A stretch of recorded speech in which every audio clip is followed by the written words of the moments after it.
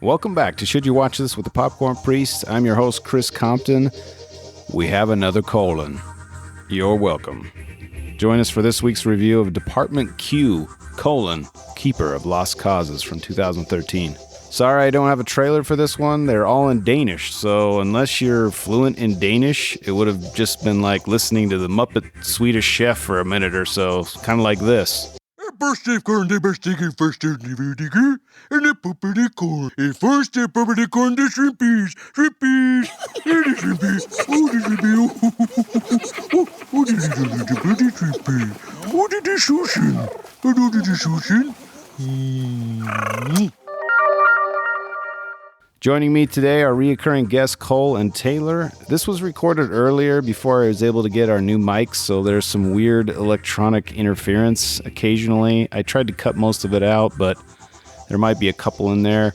I apologize for that. Also, Cole keeps clearing his throat so many times, and I think I cut most of them out, but he must have been dying prior to this recording. Fortunately, he's still alive, so we're glad to have him be alive. The description for this movie is the police inspector Carl Mørck. It has one of those O's, those Danish O's with a line through it. Not sure how that's pronounced, but Mørck is put in charge of a department of cold cases, joined only by his assistant Assad, that's his partner. They dig into a case about a disappeared woman.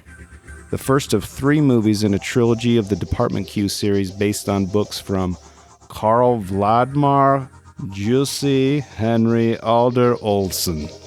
That's the guy's name. He has 6 names. Apparently he's a Danish crime writer, and I'm sure I butchered his name, but now you can go look it up. Carl Valdemar Jussi Henry Alder Olsen. Top billed stars, nobody you know. Directed by Mikael Norgard. Runtime of 1 hour 37 minutes, rated R. Genre on Rotten Tomatoes says crime, drama, mystery, and thriller. So there's a couple extras there for you. Debuted in the USA in June 17, 2016. But it came out in 2013, so I've put it as 2013, but apparently it came to the US in 2016, so it's filmed in Danish with subtitles, so we'll get into that later. Rating from IMDb is 7.2 out of 10. Rotten Tomatoes gives it a 70% from critics and 67% from the rest of us. Box office haul, $13.6 million internationally, with an unknown production budget. I'm not really sure how much it costs, and I don't know. I think all of that $13.6 million came from international and not from the US at all. There was zero money made in the US. I think it was only released digitally over here. Currently, where you can watch this or stream it is nowhere, unless you want to rent it for $3.99-ish. I mean, I guess you can rent it to stream it, but that's the only place you can watch this. You can't find it anywhere on any other streaming service unless you want to rent it. I only have one popcorn trivia because there's not much about this movie. There's the actor who plays Assad. His name is Faris. That's literally his name. He lives in Sweden, and he had to learn Danish for the role of Assad because I think he's Lebanese. So that's crazy. A guy learned a language so he could be in this movie. And subsequent 2 more movies because it's a trilogy. All right, let's get into the review of Department Q, Keeper of Lost Causes from 2013/2016. Ba-ba-da-ba-ba-da-ba. Welcome back to another episode of the Popcorn Priest. Tonight we have screened Department Q. Department Q, the Keeper of Lost Causes. English subtitle.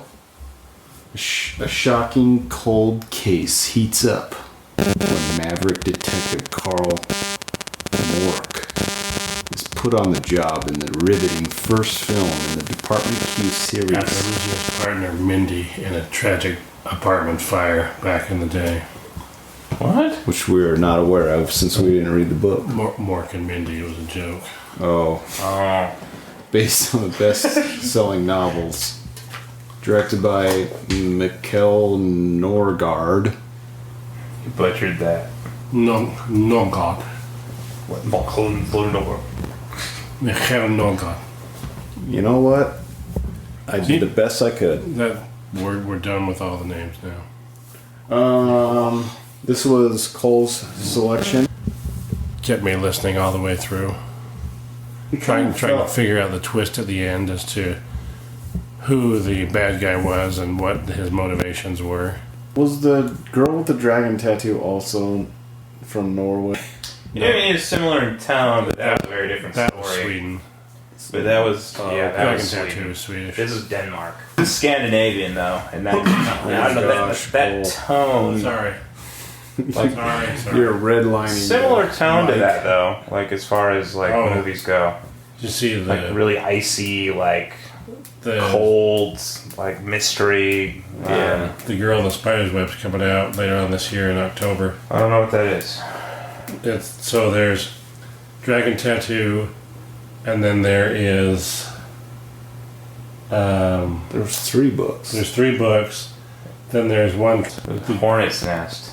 and so it's a new cast, but the director is the guy that did the Evil Dead and the remake of the Evil Dead. So is it, it's Elizabeth Salander and everything? Like, it's the same? It's some girl that she's in The Crown on Netflix. Like, No, it's- not the actors, like the actual characters. It's the same people as. Oh yeah, no, it's the Dragon same Tattoo. storyline and everything. It's just different I characters. think it's really funny that like that Fincher one didn't take off. It was really good. Yeah, No, it was, but it came out at a really dumb time. Didn't they have like Christmas? the problem. Stupid. Why'd they do that? Well, no, the problem was because he was doing Bond at the same time, and because they were both Sony owned, Bond took priority over Sony, yeah. and so that's why none of the others got made. That's true. It was not. Yeah, well. It was intense. It was better. Aside from the rape scene, I love that movie. You're not willing to go so far as to say you love the whole movie because people could say, especially that rape scene, make you look like a bad person. Yes, it makes me ashamed to be a man with a penis. Yeah, I remember. Remember when we watched the team screening of that? That was funny. I felt so bad. Yeah, because they didn't know that it was in there. Megan, and then Megan was like, "You didn't tell me that was going to be in the movie." They wanted to sit by us, and we're like, "No, don't." Wow. Anyway, there's none of that in here. None of that here. It's still pretty dark, though, as far as things go. Yeah, I mean, it's subtitled, so you gotta pay attention. Learn to read. I mean, that's the thing. You gotta. It's part of the. There are people Yeah. who don't enjoy that. If all you have to mention is subtitles, because as soon as you say subtitles, people people forget it, or completely put it off, or people just don't mind at all. Yeah, it's not a big deal, but I mean, it's definitely. It's gonna bother some people. You gotta focus because it's not too intense of a. It's only an hour and 36 minutes. Yeah, it's well plotted. It's not convoluted. It goes by real quick. It's not one of those where you're like, I mean, there's like, it's obviously not that straightforward, but like the way that it's told, it's not confusing. Yeah. It's like it keeps you engaged and like learning the information drip by drip as the story's revealed. But there are moments in the film where they're like 3 or 4 people talking, like in his boss's office, and they're spitting through. Yeah, I mean, you just gotta like. You have to read quickly. Yeah, get that. If you've not seen a lot of it. You may have to backtrack a bit every now and then. But yeah, overall, I think good times. I give it a medium bucket for sure. I say check it out. Half of 1,000,000 stars. 500,000 stars from Taylor. I give it 3 out of 4. I like the book. I was impressed with the movie. It makes me want to continue with the series. The actors are good too. Yeah, they got. I mean, the main guy is just kind of like trying to be an asshole, and that's his character. The main guy just seems like he's got to stick up his ass. But the Assad guy, I thought was real good. Yeah. They have like a chemistry that was pretty good, even through the language barrier. And it doesn't feel... I can see an American version of this, and I like... It really reminds me of like a Danish version of 24. Like that's what I kept thinking. I've never seen 24, so I don't know what that's after. Oh. It reminded me of like in the Through Their Eyes or whatever. What was that Argentina movie that they remade with like Julia Roberts? The Light Through Their Eyes, or something like that. It reminded me of The Light in Their Eyes. I actually think the story was better than in that movie though, because that movie had some. That had a lot of flaws in it. It had some. I don't think I've seen that. Jumps. It's pretty good, but it's got some. It's holes. good, but you have to. There's some coincidences that are just like super convenient. Well, you've got to wait a while till the payoff at the ending where it all makes sense as to what's actually going on. Anyway, but that's what they reminded me of in a lot of ways, because that was a similar like detective, many years later kind of deal. Yeah, it definitely felt European, which is fine. Like, I don't think I would have liked it as much if it was like a super polished, American-made. I was going to say, it feels more budget. polished than those original Dragon Tattoo shows did. Those were kind of like, it had like a made-for-TV quality to them. This one's good. That's what it was. I know, but like they shipped them out and said that these were films. But this, however, like it's got some, cinematic. It's got. They put some money into it. It's like I've seen French films that are kind of like this too. Also, Yeah. crime. What was that one movie? It wasn't in France, was it? What movie? That you fell asleep during. Oh, Sleepless Night. Was that in a foreign language or was that in? No, that was French. Was it? Uh-huh. I honestly don't remember if it was. It was French because then they did a remake of the American version with Jamie Foxx and like what's her name? Oh, the one with the club? Yeah, where he just like it's like this infinitely large club. It was like a city, and he never leaves it. Yeah, it was French. Oh, okay. Yeah, I'm pretty sure. Yeah, it was French. I mean, the same like scale as that, Yeah, in presentation. Although this was better than that movie, I would say, because that movie was strange. I also think that the fact that I don't know any of the actors helped me like enjoy it more because I don't. I do like expectation is for anyone. That's why like those Korean movies on Netflix are cool. Yeah, for that same reason. You're just like, this is a seedy criminal story, but and these could be the real. This could be happening right now. I wouldn't know any better. Like whenever you throw Tom Hanks into the mix, and you're just like, oh, I know that guy. He's like American Treasure. He's going to play Mr. Rogers in an upcoming biopic. Sounds awesome. Yeah, I know. Wow, really? They just announced that. And the thing about it is, like, physically, I don't know that he can do it. What do you mean? I just don't think I could buy him visually as Mr. Rogers. I think, like, as far as, like... I think he could do it. He needs to slim down. That's what I'm saying, is that, like a lot. Like, Mr. Rogers was, like, this very, like, svelte, grandfatherly figure, and I think that he can do, like, the charming grandfather part. But he's thicker. Yeah, he's kind of like a rounder. Yeah, I don't buy him as Mr. Rogers. I just don't think he can button up the sweater. If he can play, those buttons are gonna like burst. If he can play 97 characters in the Polar Express, he can at least play Mr. Rogers. 97 characters in that movie. It was the train conductor, Santa Claus. You're gonna list off all 97. Hobo. He was the ghost hobo, and then he was somebody else. It was at least 5 different characters he played in that show. No, I'm not doubting Tom Hanks' talent. He's a national treasure. I'm just saying, as Mr. Rogers, I'm gonna need to see it.